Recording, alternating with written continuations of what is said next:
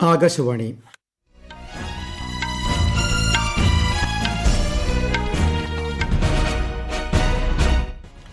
നമസ്കാരം. വാർത്തകൾ വായിക്കുന്നത് അനിൽകുമാർ.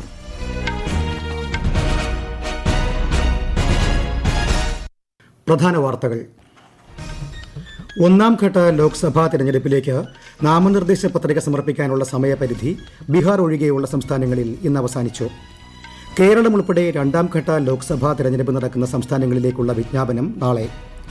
ലോക്സഭാ തെരഞ്ഞെടുപ്പിന്റെ വോട്ടെടുപ്പ് ദിവസമായ ഏപ്രിൽ 26-ന് കേരളത്തിൽ പൊതു അവധി പ്രഖ്യാപിച്ചു. ഡൽഹി മുഖ്യമന്ത്രി അരവിന്ദ് കെജ്രിവാളിന്റെ അറസ്റ്റുമായി ബന്ധപ്പെട്ട് US സ്റ്റേറ്റ് ഡിപ്പാർട്ട്മെന്റ് വക്താവ് നടത്തിയ പരാമർശത്തിൽ ഇന്ത്യ ശക്തമായ പ്രതിഷേധം രേഖപ്പെടുത്തി. കെജ്രിവാളിന്റെ ഹർജി ഡൽഹി ഹൈക്കോടതി ഏപ്രിൽ 3-ന് പരിഗണിക്കും. IPL-ൽ ഇന്ന് സൺറൈസേഴ്സ് ഹൈദരാബാദ് മുംബൈ ഇന്ത്യൻസ് പോരാട്ടം. വാർത്തകൾ വിശദമായി. ഒന്നാം ഘട്ട ലോക്സഭാ തെരഞ്ഞെടുപ്പിലേക്ക് നാമനിർദ്ദേശ പത്രിക സമർപ്പിക്കാനുള്ള സമയപരിധി ബീഹാർ ഒഴികെയുള്ള സംസ്ഥാനങ്ങളിൽ ഇന്ന് അവസാനിച്ചു.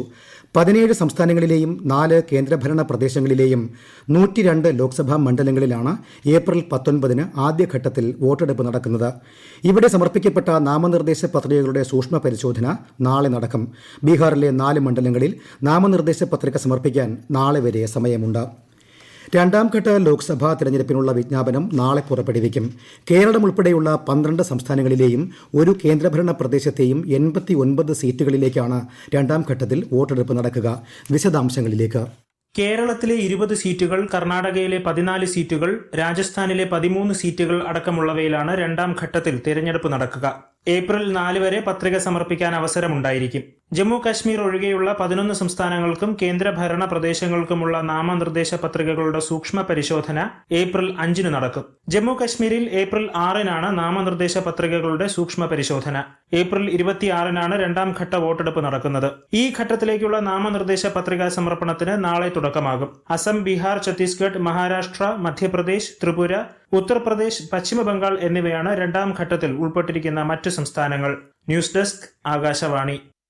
തെരഞ്ഞെടുപ്പിനായി ആധുനിക സാങ്കേതിക വിദ്യയുടെ സാധ്യതകൾ വ്യാപകമായി പ്രയോജനപ്പെടുത്താനൊരുങ്ങി തെരഞ്ഞെടുപ്പ് കമ്മീഷൻ. സ്ഥാനാർത്ഥികൾക്കും പൊതുജനങ്ങൾക്കും തെരഞ്ഞെടുപ്പ് ഉദ്യോഗസ്ഥർക്കും തെരഞ്ഞെടുപ്പ് പ്രക്രിയ ലളിതമാക്കാനായി 27 ആപ്പുകളുടെയും ഓൺലൈൻ സംവിധാനങ്ങളുടെയും സേവനമാണ് ഉപയോഗിക്കുന്നത്. ഓൺലൈൻ സുവിധ പോർട്ടലിലൂടെ സ്ഥാനാർത്ഥികൾക്ക് നാമനിർദ്ദേശ പത്രികയും സത്യവാങ്മൂലവും സമർപ്പിക്കാം. കൂടാതെ യോഗങ്ങളും റാലികളും പോലുള്ള പരിപാടികൾക്കായുള്ള അനുമതിക്കായും പോർട്ടൽ ഉപയോഗിക്കാവുന്നതാണ്. വോട്ടർ ഹെൽപ്പ് ലൈൻ ആപ്പിലൂടെ ജനങ്ങൾക്ക് ഓൺലൈനായി അപേക്ഷകൾ സമർപ്പിക്കുവാനും പോളിംഗ് ബൂത്ത് സംബന്ധിച്ച വിവരങ്ങൾ തേടാനും epic election photo identity card download ചെയ്യാനും സാധിക്കും. വിജിൽ ആപ്പിലൂടെ പേര് വെളിപ്പെടുത്താതെ തന്നെ പരാതി നൽകാനും ലംഘനങ്ങൾ റെക്കോർഡ് ചെയ്യാനും റിപ്പോർട്ട് ചെയ്യാനും പരിഹരിക്കാനും സാധിക്കും. ലോക്സഭാ തെരഞ്ഞെടുപ്പിന്റെ വോട്ടെടുപ്പ് ദിനമായ ഏപ്രിൽ 26-ന് സംസ്ഥാനത്ത് പൊതു അവധി പ്രഖ്യാപിച്ചു. സർക്കാർ ഓഫീസുകൾ, വിദ്യാഭ്യാസ സ്ഥാപനങ്ങൾ എന്നിവയ്ക്ക് അവധി ബാധകമാണ്. വാണിജ്യ സ്ഥാപനങ്ങൾക്ക് ശമ്പളത്തോടെയുള്ള അവധിയായിരിക്കും. ഡൽഹി മദ്യനയ അഴിമതി കേസിൽ എൻഫോഴ്സ്മെന്റ് ഡയറക്ടറേറ്റിനെതിരെ ഡൽഹി മുഖ്യമന്ത്രി അരവിന്ദ് കെജ്രിവാൾ നൽകിയ ഹർജി ഡൽഹി ഹൈക്കോടതി ഇനി ഏപ്രിൽ 3-ന് പരിഗണിക്കും. ഈ മാസം 21-നാണ് കെജ്രിവാളിനെ അറസ്റ്റ് ചെയ്തത്. അതേസമയം ED കസ്റ്റഡിയിൽ കഴിയുന്ന അരവിന്ദ് കെജ്രിവാൾ ഔദ്യോഗിക കത്തുകൾ അയച്ചതായി ആരോപിച്ച് BJP ഡൽഹി ഘടകം അധ്യക്ഷൻ വീരേന്ദ്ര സച്ദേവ് പോലീസ് കമ്മീഷണർക്ക് പരാതി നൽകി. ഡൽഹി മുഖ്യമന്ത്രി അരവിന്ദ് കെജ്രിവാളിന്റെ അറസ്റ്റുമായി ബന്ധപ്പെട്ട് US സ്റ്റേറ്റ് ഡിപ്പാർട്ട്മെന്റ് വക്താവ് നടത്തിയ പരാമർശത്തിൽ ഇന്ത്യ ശക്തമായ പ്രതിഷേധം രേഖപ്പെടുത്തി. നയതന്ത്ര കാര്യങ്ങളിൽ രാജ്യത്തിന്റെ പരമാധികാരത്തെയും ആഭ്യന്തര കാര്യങ്ങളെയും മറ്റു രാജ്യങ്ങൾ ബഹുമാനിക്കുമെന്ന് പ്രതീക്ഷിക്കുന്നതായി വിദേശകാര്യ മന്ത്രാലയം പ്രസ്താവനയിൽ പറഞ്ഞു. അതിനിടെ കെജ്രിവാളിന്റെ അറസ്റ്റുമായി ബന്ധപ്പെട്ട് അമേരിക്ക നടത്തിയ പരാമർശങ്ങളുടെ പേരിൽ ന്യൂഡൽഹിയിലെ US എംബസിയുടെ ചുമതലയുള്ള ഡെപ്യൂട്ടി ചീഫ് ഓഫ് മിഷനെ ഇന്ത്യ വിളിച്ചുവരുത്തി. രാഷ്ട്രപതി ഭവനിൽ നടന്ന ചടങ്ങിൽ 5 രാജ്യങ്ങളുടെ സ്ഥാനപതിമാരിൽ നിന്ന് അധികാരപത്രം സ്വീകരിച്ച് രാഷ്ട്രപതി Droupadi Murmu. Philippines, Uzbekistan, Belarus, Georgia എന്നീ രാജ്യങ്ങളുടെ അംബാസിഡർമാരും കെനിയയിലെ ഹൈക്കമ്മീഷണറുമാണ് അധികാരപത്രം കൈമാറിയത്. കരസേനാ കമാൻഡർമാരുടെ സമ്മേളനം നാളെ മുതൽ ന്യൂഡൽഹിയിൽ ആരംഭിക്കും.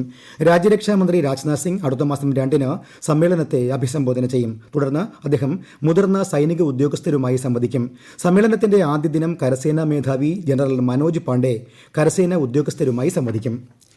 രാഷ്ട്രീയ ഇച്ഛാശക്തിയുണ്ടെങ്കിൽ അതിർവരമ്പുകൾക്കപ്പുറം വ്യോമസേനയുടെ ശക്തി ഫലപ്രദമായി നടപ്പിലാക്കാനാകുമെന്ന് ബാലാക്കോട്ട് ദൌത്യം തെളിയിച്ചതായി air chief marshal VR Chaudhari. 15ാമത് ജംബോ മജുംദാർ ഇന്റർനാഷണൽ സെമിനാറിന്റെ ഉദ്ഘാടന ചടങ്ങിനെ അഭിസംബോധന ചെയ്യുകയായിരുന്നു അദ്ദേഹം. ബഹിരാകാശ മേഖലയിലെ സൈനികവൽക്കരണവും ആയുധവൽക്കരണവും കാലഘട്ടത്തിന്റെ അനിവാര്യതയായി മാറിയെന്ന് അദ്ദേഹം അഭിപ്രായപ്പെട്ടു. ഈ വാർത്തകൾ ആകാശവാണിയിൽ നിന്ന്. ആകാശവാണി വാർത്തകളും വാർത്താധിഷ്ഠിത പരിപാടികളും all India radio news Thiruvananthapuram എന്ന യൂട്യൂബ് ചാനലിൽ ലഭ്യമാണ്. കൂടുതൽ വാർത്തകൾക്കായി all India radio news Thiruvananthapuram എന്ന ഫേസ്ബുക്ക് പേജും @AER_News_TVM എന്ന എക്സ് ഹാൻഡിലും സന്ദർശിക്കാം. IPL-ൽ സൺറൈസേഴ്സ് ഹൈദരാബാദ് മുംബൈ ഇന്ത്യൻസ് പോരാട്ടം. ഹൈദരാബാദിലെ രാജീവ് ഗാന്ധി രാജ്യാന്തര സ്റ്റേഡിയത്തിലാണ് മത്സരം നടക്കുന്നത്. ടോസ് നേടിയ മുംബൈ സൺറൈസേഴ്സ് ഹൈദരാബാദിനെ ബാറ്റിംഗിന് അയച്ചു.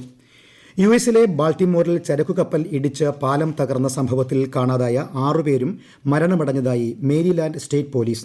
നദിയിലെ ജലത്തിന്റെ താപനില, കാണാതായ സമയദൈർഘ്യം എന്നിവ അടിസ്ഥാനമാക്കിയാണ് നിഗമനം. ബാൾട്ടിമോർ തുറമുഖത്തിൽ നിന്നും ശ്രീലങ്കയിലെ കൊളംബോയിലേക്ക് തിരിച്ച ചരക്കുകപ്പലാണ് അപകടത്തിന് കാരണമായത്.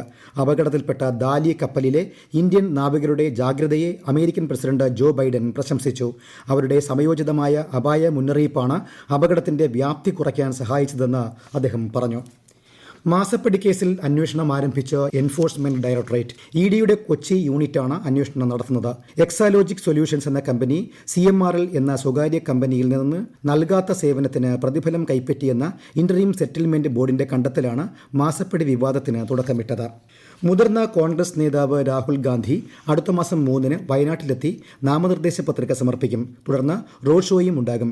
CPI നേതാവ് ആനി രാജ, BJP സംസ്ഥാന അധ്യക്ഷൻ K സുരേന്ദ്രൻ എന്നിവരാണ് വയനാട് ലോക്സഭാ മണ്ഡലത്തിൽ മത്സരിക്കുന്ന മറ്റ് പ്രമുഖർ. ആദ്യഘട്ട വോട്ടെടുപ്പ് നടക്കുന്ന ലക്ഷദ്വീപ് മണ്ഡലത്തിൽ കോൺഗ്രസ് സ്ഥാനാർത്ഥി ഹംദുള്ള സെയ്ദ് നാമനിർദ്ദേശ പത്രിക സമർപ്പിച്ചു. NCP ശരത് പവാർ പക്ഷ സ്ഥാനാർത്ഥിയായി നിലവിലെ MP മുഹമ്മദ് ഫൈസൽ ഇന്നലെ നാമനിർദ്ദേശ പത്രിക സമർപ്പിച്ചിരുന്നു. BJP പിന്തുണയോടെ NCP അജിത് പവാർ പക്ഷത്തിന്റെ NDA സ്ഥാനാർത്ഥിയായി യൂസഫ് സഖാഫിയും തെരഞ്ഞെടുപ്പിൽ മത്സരിക്കും. ജലന്ധർ MPയും ആം ആദ്മി പാർട്ടിയുടെ ഏക ലോക്സഭാംഗവുമായ സുശീൽ കുമാർ റിംഗുവും പാർട്ടി MLA സതീഷ് അങ്കുരാലും BJPയിൽ ചേർന്നു. പാർട്ടി ജനറൽ സെക്രട്ടറി വിനോദ് താദ്വേദയുടെ സാന്നിധ്യത്തിൽ ന്യൂഡൽഹിയിലെ പാർട്ടി ആസ്ഥാനത്ത് വെച്ചായിരുന്നു ഇരുവരും BJPയിൽ ചേർന്നത്. പശ്ചിമബംഗാളിലെ അധ്യാപക നിയമന അഴിമതിയുമായി ബന്ധപ്പെട്ട് എൻഫോഴ്സ്മെന്റ് ഡയറക്ടറേറ്റ് പശ്ചിമബംഗാൾ മന്ത്രി ചന്ദ്രനാഥ് സിൻഹയെ വിളിച്ചു വരുത്തി. അടുത്തിടെ അധ്യാപക നിയമന അഴിമതിയുമായി ബന്ധപ്പെട്ട് ബോൾപൂരിലുള്ള അദ്ദേഹത്തിന്റെ വീട്ടിൽ നടന്ന റെയ്ഡിൽ രേഖകളും മൊബൈൽ ഫോണും 41 ലക്ഷം രൂപയും പിടിച്ചെടുത്തിരുന്നു. ജമ്മു ഡിവിഷനിലെ രജൌറി, പൂഞ്ച് അതിർത്തി ജില്ലകളെ കശ്മീർ ഡിവിഷനിലെ ഷോപ്പിയാൻ ജില്ലയുമായി ബന്ധിപ്പിക്കുന്ന മുഗൾ റോഡ് ഈ മാസം അവസാനത്തോടെ തുറക്കും.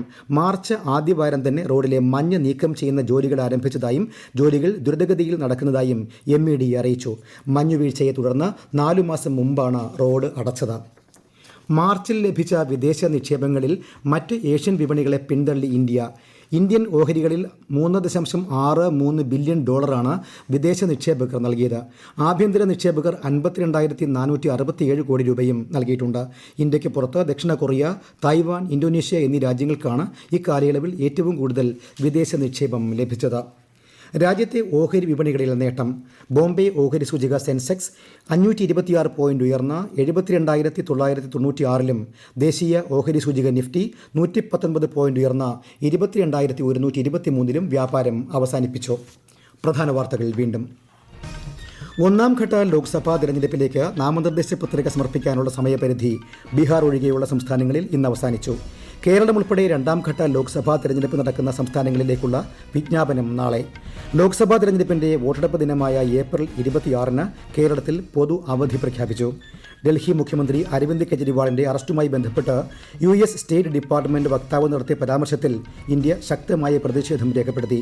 കെജ്രിവാളിന്റെ ഹർജി ഡൽഹി ഹൈക്കോടതി ഏപ്രിൽ 3-ന് പരിഗണിക്കും.